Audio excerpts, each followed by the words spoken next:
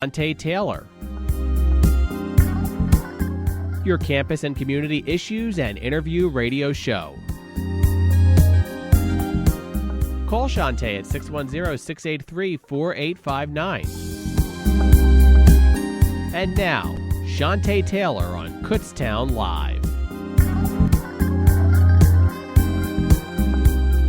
Good evening, everyone. It's Shante, and you are listening to the second edition of Kutztown Live.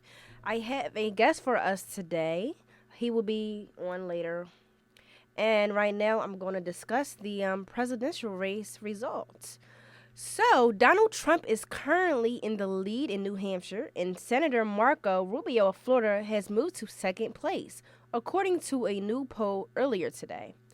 Mr. Trump is currently he has 36% support among GOP primary voters in the UMass Lowell 7 News tracking poll, with Rubio in second place at 15%. And Senator Ted Cruz of Texas is currently at third with 14% of voters.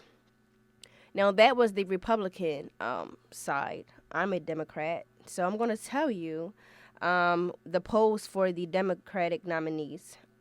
So, according to a new poll, Bernie Sanders has over double the voter support of Hillary Clinton in New Hampshire, and he leads by 33 points among registered Democrats in the University of Massachusetts, according to a new survey.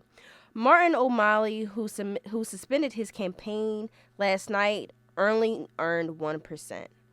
So that's all I have for you today as far as the presidential race. I am still looking forward to who's going to win. See, I'm thinking that Donald Trump is going to win for the Republicans, and I'm not sure. I'm actually not really sure who's going to win for the Democrat side. It's either between Hillary Clinton and Bernie Sanders. That's who I think. It's definitely between those two candidates, simply because they are in the media more. They are doing more. So that's what I think. I mean, it's a tricky one. I haven't yet decided who I'm going to vote for yet, because I'm waiting to hear from both candidates in regards to how can I benefit, if I do select you, as the new president of this country. Like, what's in it for me? And that's what I'm looking for, when I'm choosing a candidate. So, but I do have a feeling I'm either going to choose between Bernie and Hillary, either one of those people. And I know that everyone knows that it's Super Bowl 50 is this Sunday. I'm not a big fan, of sports, but Super Bowl is actually one of the biggest shows of the year. Like, people have spent millions of dollars on commercials and food. Like, it's definitely a costly event, And this Super Bowl's halftime show, we have my girl Beyonce. I love her. I love Beyonce. She knows how to put on a show. I think she did the Super Bowl about 2 years ago. Katy Perry was last year. Or was it Bruno Mars? It was one of those people. But I'm definitely looking forward to seeing Beyonce. But she's not leading the Super Bowl halftime show. It's actually Coldplay. Coldplay is a rock group. Beyonce actually knows Coldplay because she's friends with Gwyneth Paltrow. If any of you know who that is, she's an actress. She's friends with her. And Gwyneth Paltrow, she was married to Coldplay's lead singer Chris Martin. And that's how they all know each other. Beyonce and Coldplay actually just released a song last week. It has been getting a lot of controversy because a lot of people are saying that that the video shows culture appropriation. So it's been getting a lot of controversy. But Beyonce is always one to spark controversy, and I can't wait into the halftime show. That's the only part that I really care about, to be honest, because I'm not. I don't really keep up with football that well. And as far as who's going to be in the Super Bowl, it would be the Denver Broncos and the Carolina Panthers. I'm not familiar with those two teams that well. I would love it if the Eagles, could make it to the Super Bowl again. They haven't made a Super Bowl since 2004.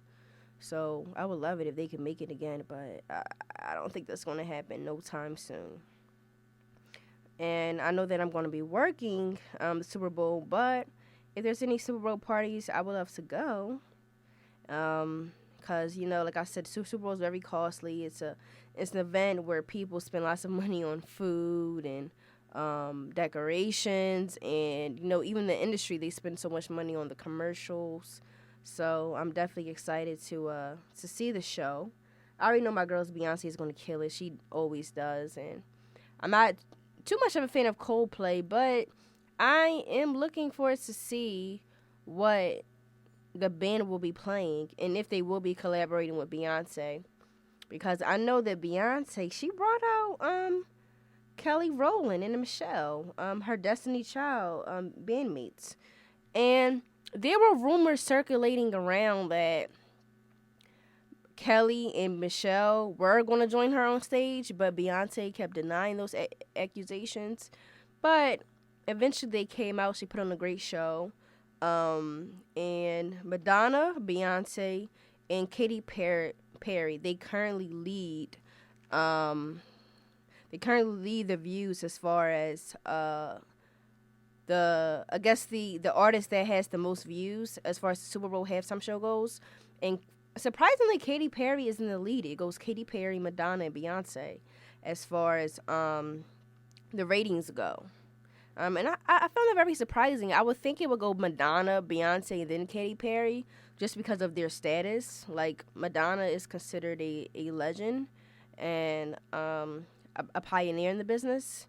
And Beyonce, I think in a few years, maybe 5-10 years from now, maybe she'll be considered a legend in the industry. I don't think she's considered a legend right now, but people do know about her. People do know her name and knows what she's capable of. So that's why I thought that that Beyonce would draw more viewers than Katy Perry. But I mean, according to a study, it was actually Katy Perry. She beat out both of them. So we're going to see what the ratings will be like for this halftime show. Like I said, it will be Coldplay and Beyonce. Coldplay is the front runner of the show, and then Beyonce will be performing second. And hopefully I'm able to see it. I will be working, so hopefully I get back to school in enough time to actually catch the show. That's my favorite part of the show, as well as the commercials. They have ridiculous commercials. So I'm excited to see what kind of commercials that they're going to have. All right, so that's all that I have for you guys for the trending topics. And as you all know, it's February 4th, which means that it's Black History Month. And I have some Black History facts from ibtimes.com. So Black History Month started in 1926. The NAACP was founded in 1909. It is now considered the nation's oldest, largest, and most widely recognized civil rights organization, according to its website. The U.S. isn't the only country to celebrate Black History Month in February. Canada does as well, while the U.K. recognizes it in October. The first Black NBA player was Earl Floyd in 1950. He played for the Washington Capitals. So that's all the facts that I have for you for Black History Month, and I will be continuing this throughout the rest of the month in February. And in March, I will be telling you all about some women history facts. I think it's great that you all should know this. And like I said, I received these facts from ibtimes.com. So if you're ever looking for some more facts for Black History Month, you can go and check on the website for more facts or information about Black History Month. Speaking of Black History Month, Stacey Dash, she's currently with CNN, and she has said that she's definitely a Republican, and she made some comments saying that Black History Month shouldn't exist, while saying that networks such as BET shouldn't exist as well. And she was trying to say during her interview that networks such as BET and just Black History Month in general is causing segregation. And she said that as Black people, we need to be integrating and not segregating from the other races. And that's why she thinks that these networks, that are primarily focused on Black issues and culture and music shouldn't exist. And she thinks that Black History Month should just be eliminated. And she caused a lot of controversy. Like a lot of people, a lot of Black people, I guess, they were against her. They were against that statement because she is a African American woman herself. So they kind of felt as though she was trading, or she did not want to be considered Black, or that she is not for the people no more. Like she doesn't support BT. And it's crazy because BT is a network where Stacey Dash's career launched. She was a recurring character on the BT series The Game, and she was also featured in music videos ranging from Kanye West to Rick Ross. So I think that she could have said something else. I completely disagree with her statement because I don't think that you should try to knock down the company that helped launch your career or get you to where you are now. And I don't think that she remembers why those stations were, those stations exist in the first place.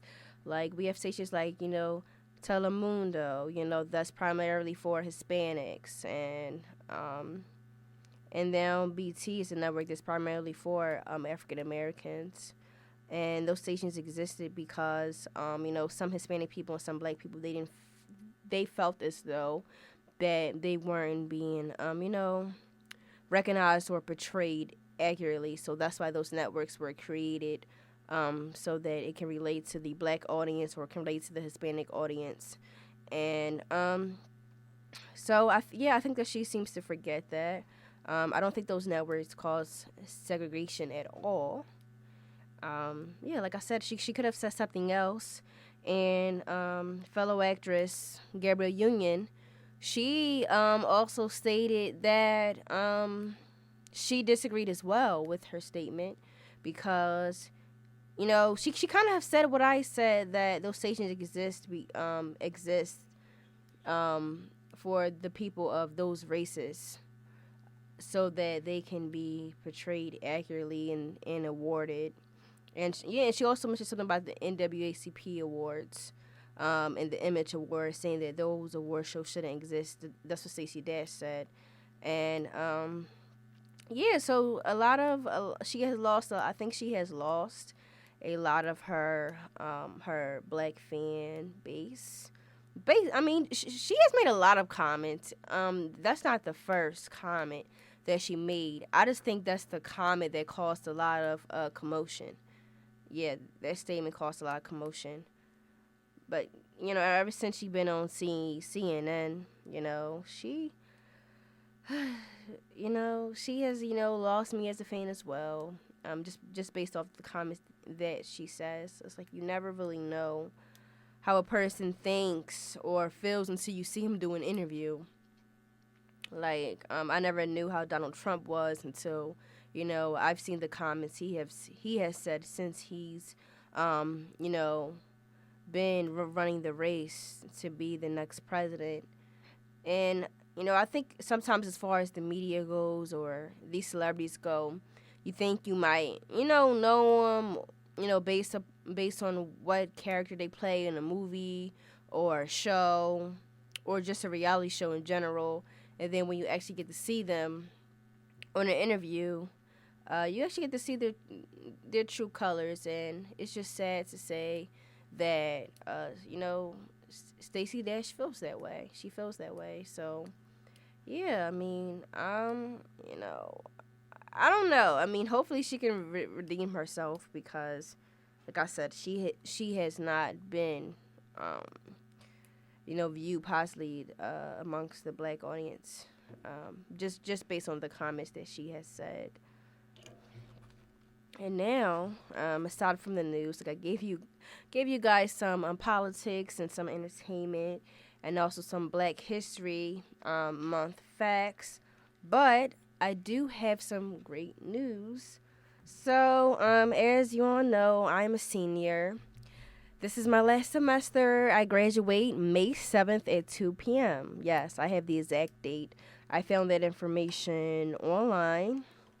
And it's just kind of scary. It's kind of scary in a way. So, I've been applying to jobs pretty much every day. Not career jobs, just little gigs until I feel like I have enough material, to apply for career jobs. Like I said, I've just been applying to gigs and stuff like that. And I know some people that, are currently applying for jobs right now. And I was going to wait until March. Because like I said, like I didn't think I had enough material for, me to start applying. But like I told you, I have great news. So I'm supposed to be going on an interview tomorrow for Genesis Radio. It's a radio station based in Stroudsburg, PA. And I have that interview tomorrow in the evening at 6:30 p.m.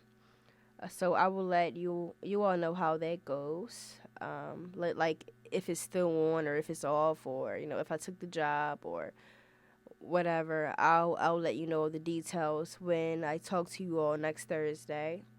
But the funny thing is I just applied for the job 2 days ago, and then I received an email yesterday.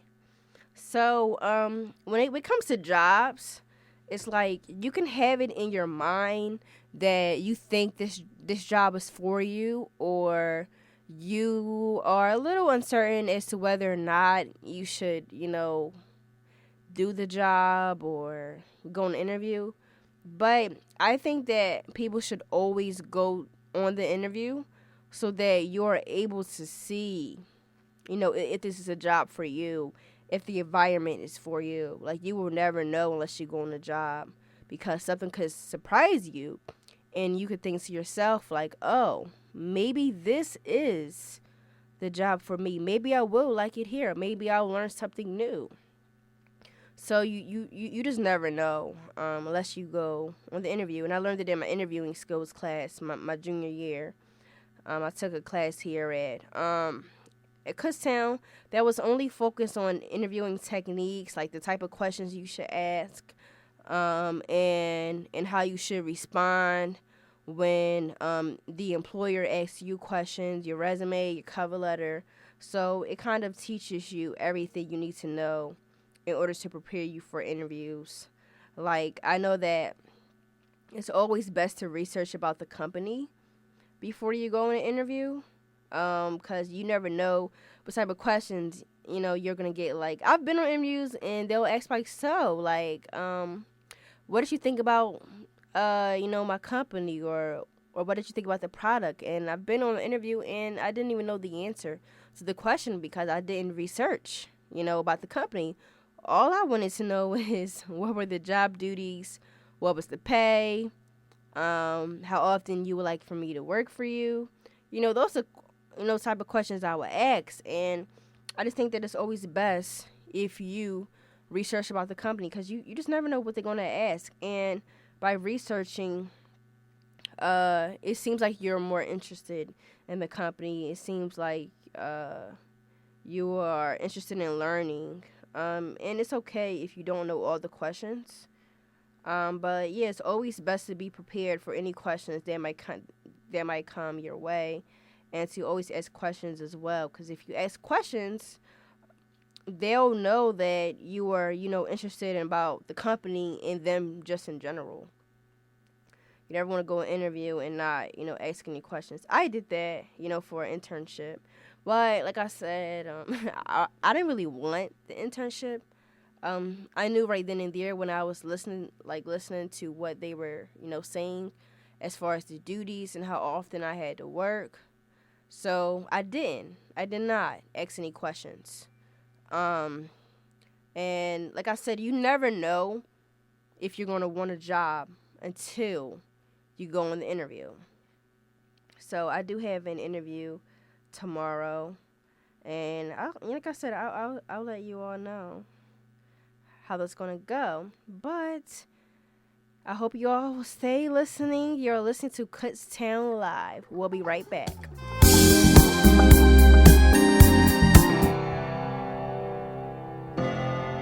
It's Telescopic Topics, a look into the world above us.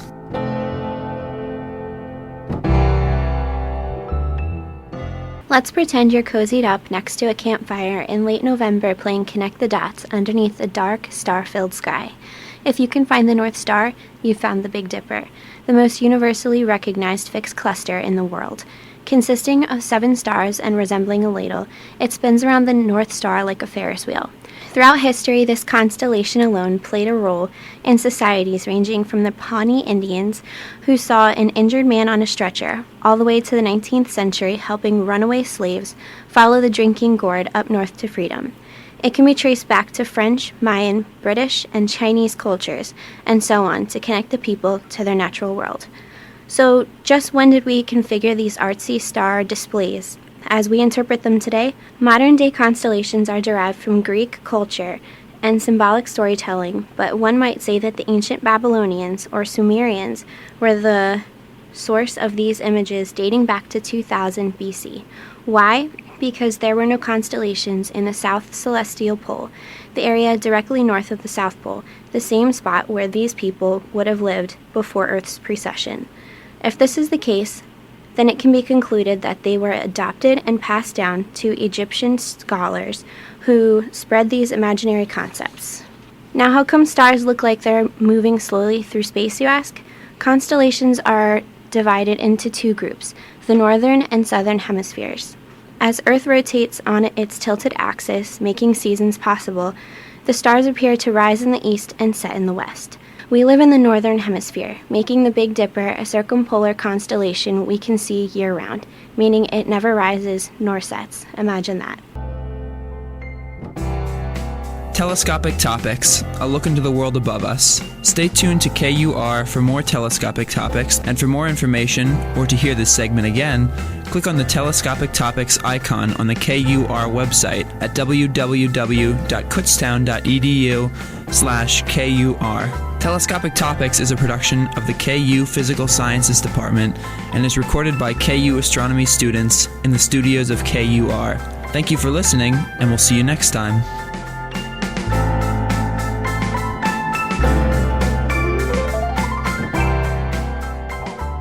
It's on us. To stop sexual assault. To do something, anything, to keep an assault from happening. To take reports of sexual assault seriously. Get in the way if we see something happening. It's on us to never blame the victim. To be part of the solution, not part of the problem. It's on us, the entire Kutztown University family, to stop sexual assault. I took the pledge, and you can too, at itsonus.org. Hey KU students, how would you like to be a part of the 2-time recipient of Kutztown University's Gold Status Organization of the Year? If so, bring all your talents to KUR. No experience required, on-site training provided. For more information about joining, go to our website at kutztown.edu/KUR or drop us an email at kur@kutztown.edu. We look forward to hearing from you. If you're having trouble paying your home heating bills this winter, there's help available. Hi, I'm State Senator Judy Schwank with the Pennsylvania Moment. The Low-Income Home Energy Assistance Program provides financial help with heating bills and furnace repairs to those families who qualify. For more information, call the LIHEAP hotline at 1-866-857-7095. I'm State Senator Judy Schwank with the Pennsylvania Moment.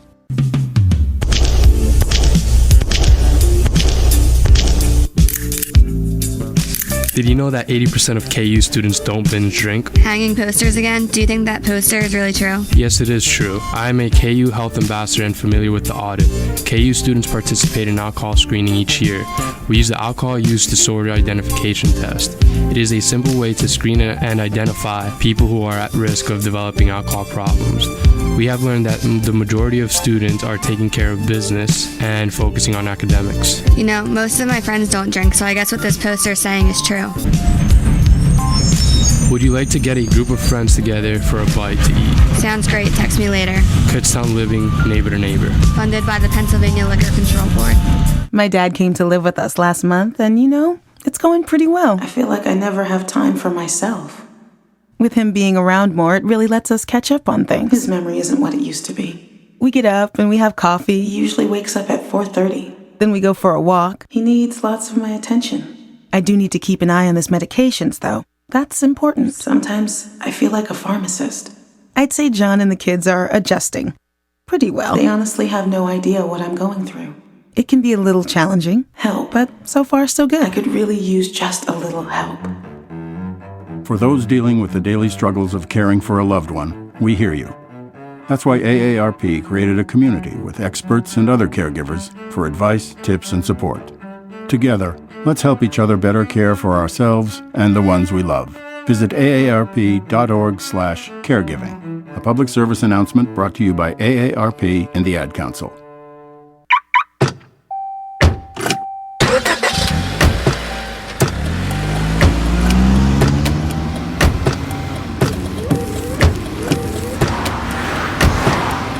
Driving has a rhythm all its own. Don't wreck it with a text. Before you get behind the wheel, silence your phone. Or better yet, designate a texter. For more text-free driving tips, visit stoptextstoprex.org. Brought to you by the Ad Council and the National Highway Traffic Safety Administration.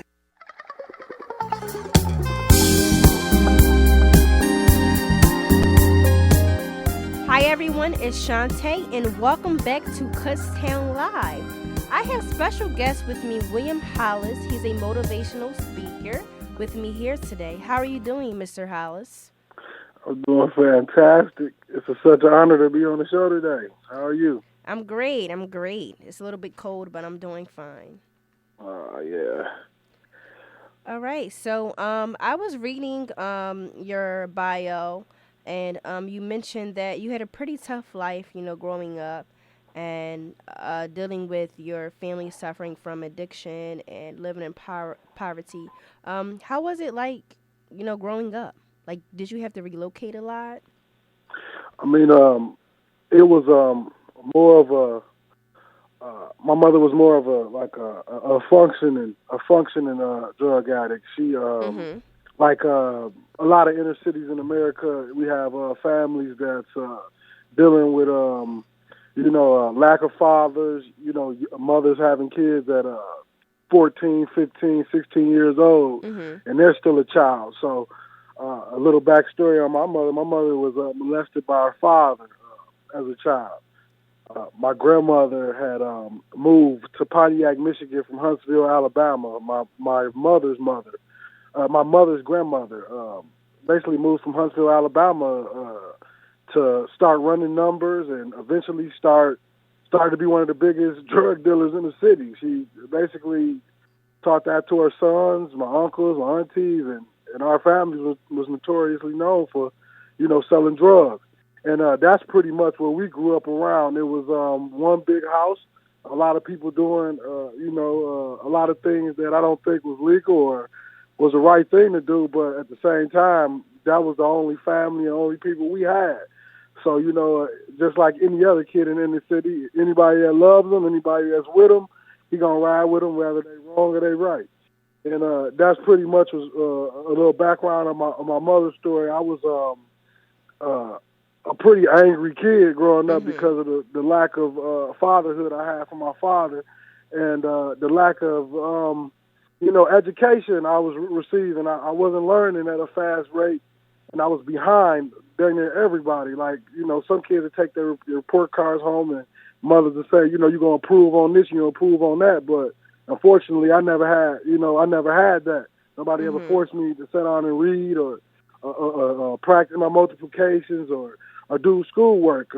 I got introduced through inner city football through a counselor at my middle school, and they basically said, "Will, this is a sport that you can, you can take your anger out on, and you won't get in trouble for hitting anybody."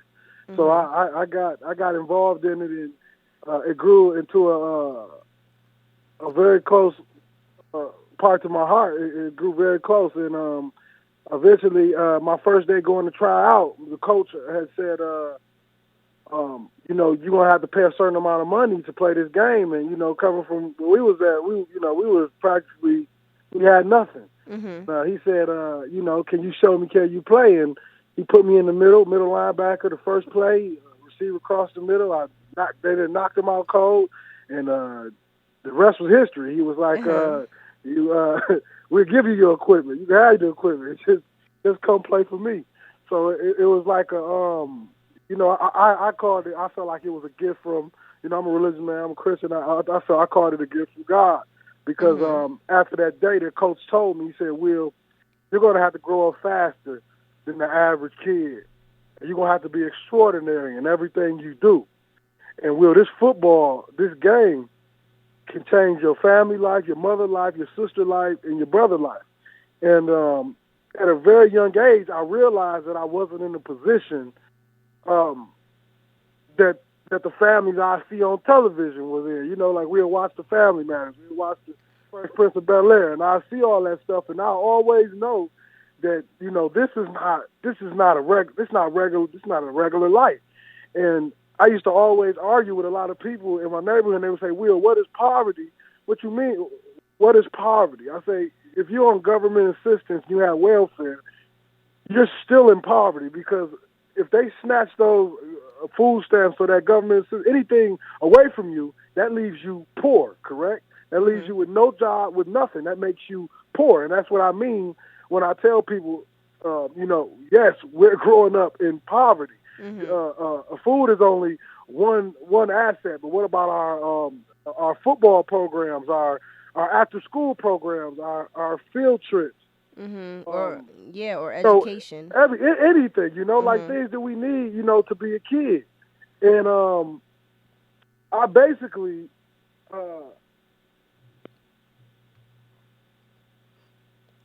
Mr. Hollis, are you still there? I think his phone might have dropped. We're going to try to get him back online. But Mr. Hollis... I'll work to get him back online for you. Okay. Yep. Yes, but Mr. Hollis, he's currently a motivational speaker. And he played college ball. And he's going to tell us continue to tell us his story about... how he got to where he is. He has had a difficult life growing up. And he is now doing well for himself. So, Mr. Hollis is actually back on the line. I apologize. I apologize, guys. It's fine. I'm in the backwoods. I apologize. But yeah, I left off at my football career. Like I said, we didn't have all the fundings to to participate in everything we wanted to do. But like I said, I was explaining to you that in the inner city we basically believe that just having the smallest of the smallest things makes us okay. But at the end of the day, if you have a child in a household that's very talented in the sport, and you want to send him to a camp to better himself, not better himself just as an athlete, but better himself as a man, as an individual, and to get that kind of support and education from, football coaches, clinics, mentors, and for us in the inner city, they tend to send us people that really don't coordinate with our story, but, they feel like those are the right people to bring, to our neighborhoods and to our schools to speak to us. But as I grew up, they would bring speakers in, and I always noticed, at the end of the day, you're going to tell me all this stuff, but you're not really telling me the blueprint to be successful. You're just telling me something that makes me feel good. It makes me feel like everything's going to be okay. But in reality, we have to go back to that reality. I got to go right back to that house where, I got an uncle in the bathroom shooting up and doing drugs, or I'm watching people cook dope or anything. It just wasn't normal. It just wasn't normal for an inner city kid. And what happened was I started to excel in football. I wasn't learning educationally. I started to excel in football. And as I continued to grow, I had a distant cousin named Sam Rogers, played with the Buffalo Bills and the San Diego Chargers. Mm-hmm. It was literally like Fresh Prince of Bel-Air. I was like Will Smith. I had a cousin. He reached out to me and said, Will, how would you like to come to Los Angeles, Marina Del Rey, California, and play on the high school football team that I'm coaching? Mm-hmm. I said I would love to. I had to tell my brother and sister and my mother that basically I had to leave us. I had to leave so I could make a better way for us. Mm-hmm. And from the beginning of my life, it was like a ticking clock. I had to save my mother's life. I knew my mother would be depressed. I knew my mother had lack of education. She would get jobs, and they would let her go because of lack of education. And I felt like for her sacrifice in her childhood to do everything she could to be a mother to me, and to give me that love and that affection that she did give to me, because I tell people and I tell kids all the time, my mother never bought me the video games, the Jordans, the name brand clothes, but what she gave me was something that was priceless. She gave me love, and she always made me believe, and she never let me forget that I had a purpose. And no matter what situation I was in, she said, Will, you have a purpose, and your purpose is to save us. And my mother used to always say, Will, you're the chosen one. And when I went to California, it broke my heart because I walked into this big mansion, this big home, but at the end of the day, I'm still thinking about my brother and my sister and my mother back home. So I never really got a chance to really enjoy, California and enjoy what I was doing. It was all business. Since I was 14, 15 years old, I got to save my mother's life because this clock run out, I'm going to lose my mother. Mm-hmm. As I continue to play, I continue to work my behind off on the field. I just was depressed the whole time, and I didn't have anybody to talk to. I was in 11th grade. My reading level was at a 4th grade level. I'm thinking, like, how would I ever get to college? I'm finding out that I got to pass SAT tests, and it's so crazy. I was playing football my whole life, and I never even knew nothing about the SAT test. I never even knew how to read a playbook on a football field. It was pure will and determination, and the fact that my life was on the line and my mother's life was on the line. So I learned a gift that I feel like all humans have, and I feel like anytime your life is on the line, the human being can do amazing and impossible things, and that is the most important thing and the most important factor to being successful. And as I continue to play out there, I continued to play out there, and I went and I just trained and I embedded myself into the game and into my craft. And as I continued to play and I continued to get calls saying that my mother was struggling worse and worse with drug addiction, I would cry. I would feel weak, but I knew that if I didn't keep going, I would be there with her, and I would be able to do I wouldn't be able to do anything for her. I would be in the same fire she was in. So I continued to play football. I continued to chase my dreams, but I also noticed that God continued to take me away from football. As I was going into my senior year of college football, I got a call saying the mother of my child was giving birth to my daughter. I flew to Boston. I was the number 1 linebacker in black college football, just coming off a nomination from the D2 Heisman Trophy to Harlan Hill. And they basically said, come to the hospital, your daughter being born, hurry up and get here. I got on the plane. I got there fast as I can. A day after my daughter was born, the mother of my child's mother was paralyzed leaving the hospital. This made me leave school in the prime of my career. I basically had to pick my daughter over my mother, and it was the hardest decision. And as we go back to the beginning of the conversation, I told you how important it was for me to save her life. And as I felt like that clock was starting to run out, I would I had to call my mother, and I said, "Mom, I got to stop playing football because I have to take care of Halo." And my mom said, "No matter what," on the telephone, she told me, she said, "No matter what, I'm always going to be proud of you." And I felt like that day that she told me that I'm always going to be proud of you was the day that she basically was declaring to me that she had given up. You know what I mean? Mm-hmm. She had, her hope was gone.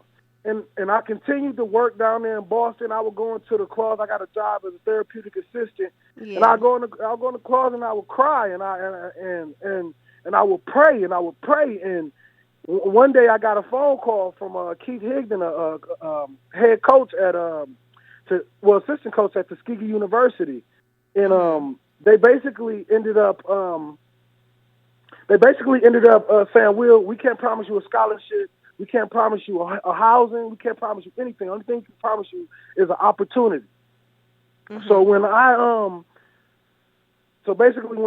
when that opportunity came, I went to California to train after I saved up enough money to make sure my daughter and her brother and sister was taken care of. I was taking care of 3 kids.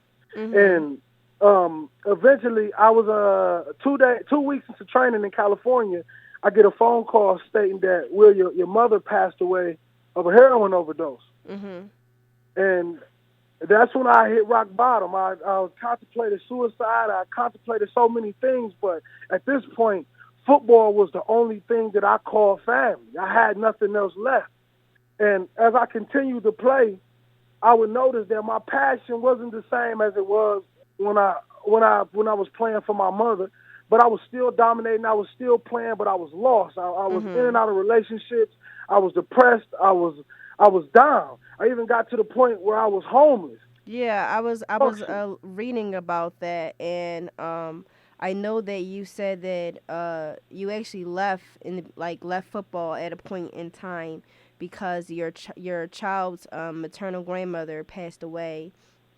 And your wife had to take care, your mother's child had to take care of her siblings as well as your daughter.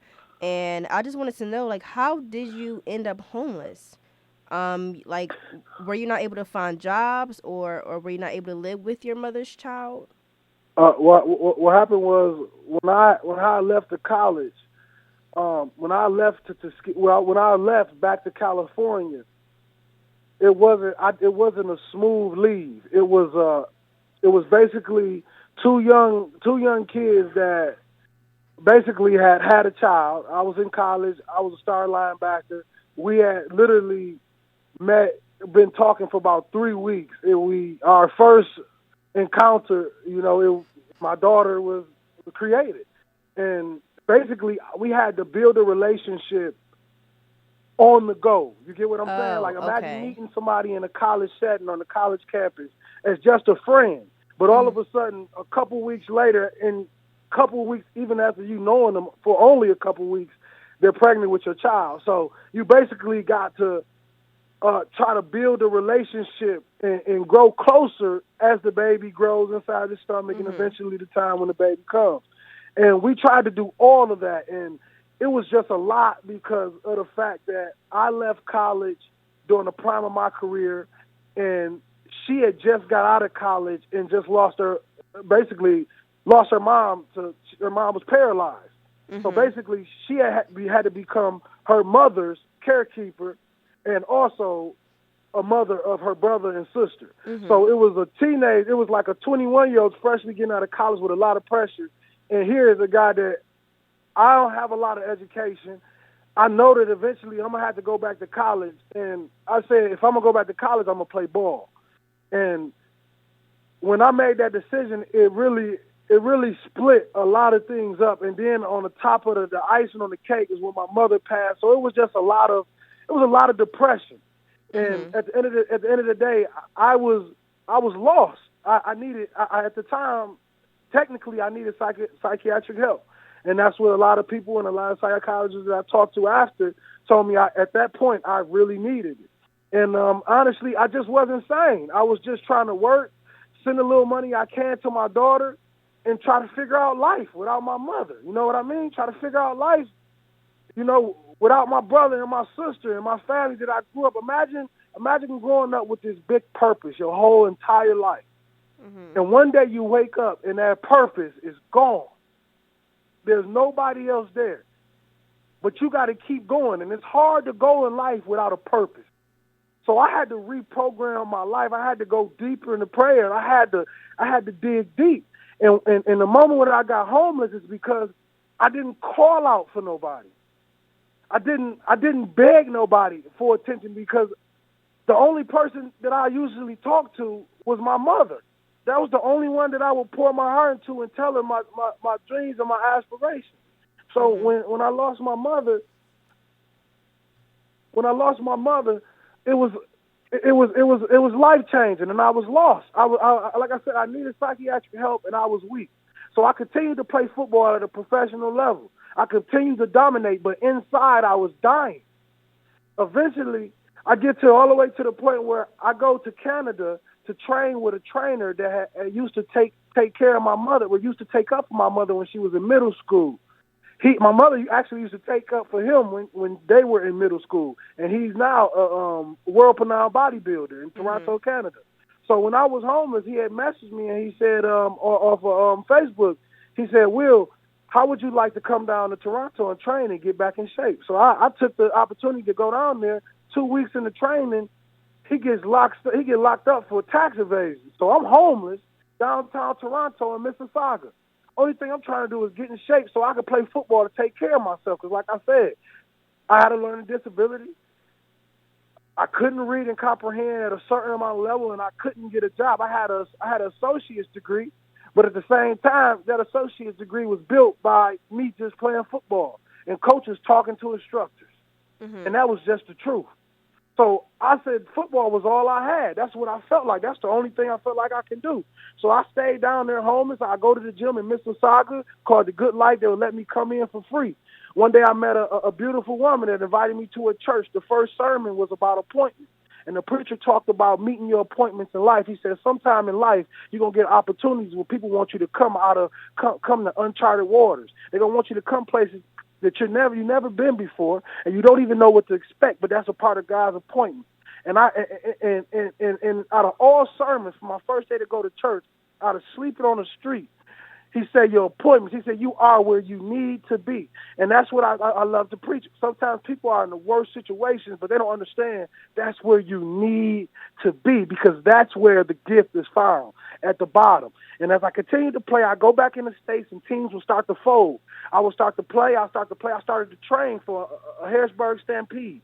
Bernie Nortowski, he is a Kutztown Hall of Famer. He brought me down when I was homeless. When I came back from Canada, and I was with the Trenton. I came and ended up signing with the Trenton Freedom. I played some games down there, dominated, broke a single game sack record with 4.5 sacks against Bernie Nortowski. By the end of the season, the coaches that lied to me told me they were going to give me a housing plan and all this good stuff. But, in athletics, things don't never go as planned. Coach Bernie Nortowski was on Facebook, another Facebook message. I was writing suicidal letters at the end of the season. I was homeless in Dover, Delaware, eating out of garbage cans for the second time. At this point, I'm only 24 years old. I'm homeless. Bernie Nortowski is in a hospital getting blood infusion. He messaged me on Facebook and said, Will, how are you doing? I said, I'm doing good, Coach. I said, I'm doing okay, Coach. He said, Will, how are you really doing? I said, I'm homeless, Coach.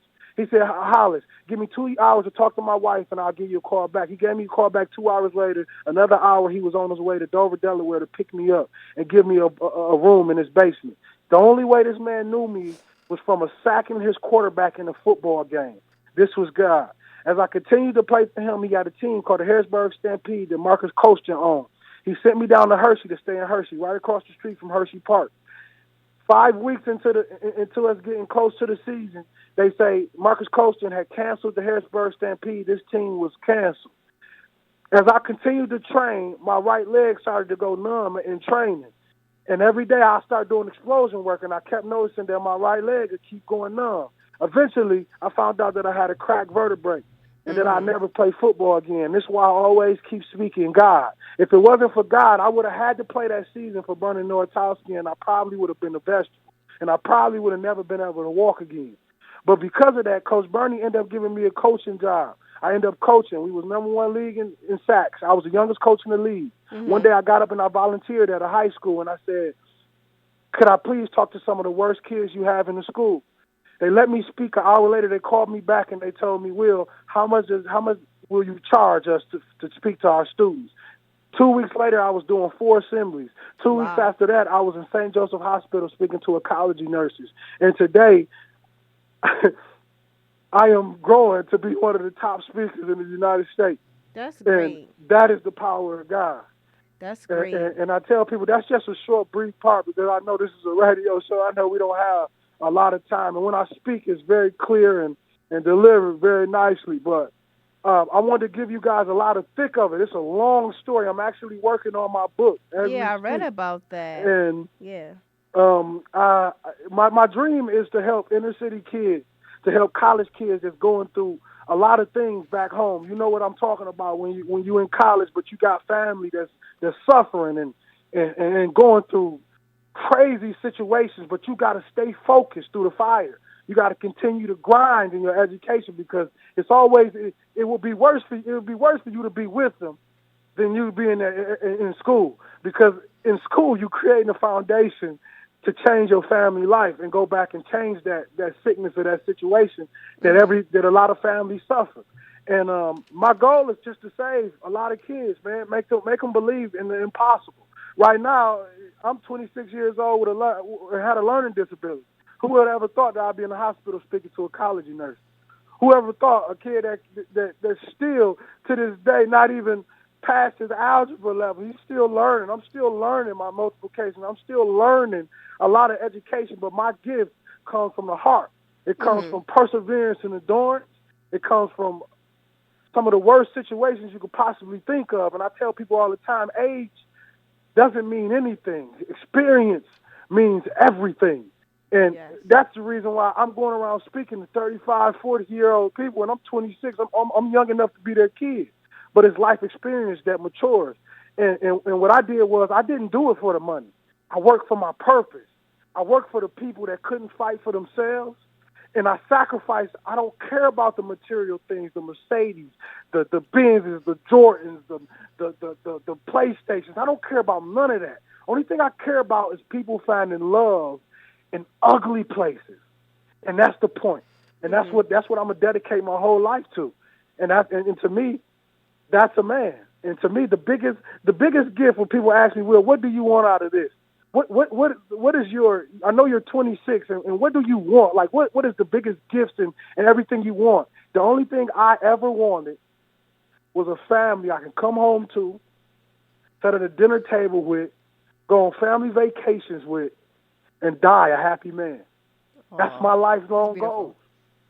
I want to be a family man. I want to be a mentor. I want to be something bigger than money and better than money. Okay. And that's my purpose for life.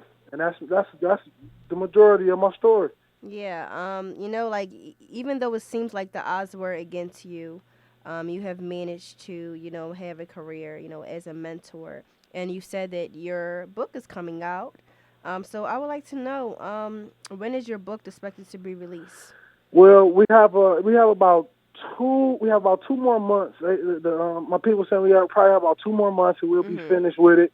I can't release the name of the book yet because it's going to be powerful, and I know when I do get them published, I won't forget you guys. I'll make sure you guys get a copy. I'm also working with a couple fundraisers, also with the Reading Junior Raptors. They're a youth league out of Reading, Pennsylvania, and they basically signed me to help them get equipment for inner city kids, for parents who can't afford to pay for equipment, like the same situation I was when I was younger. So I work with them in the Reading Raptors and basically try to help them keep the kids off the street, man, and keep them in programs that can save their life. So that's all I'm doing right now, just working with a lot of fundraisers, a lot of youth, and trying to build up this beautiful city. I see beauty in broken cities. So that's my goal. I want to travel the world, just going and bring love to different cities. That's what I want to do, man. So that's all I do. In my book, I promise you guys will have a copy of the book as soon as it's published, as soon as it's in hand. All right. I have one last question before we close. I would like to know what are your goals for this year? My goals for this year is to speak in London, Barbados, and Portugal. I'm actually nominated to go down there and speak. I'm praying. I want all my prayer warriors to go out there and pray for me, and hopefully I get that event. And hopefully be in a lot of universities, a lot of historical black colleges, a lot of colleges in general.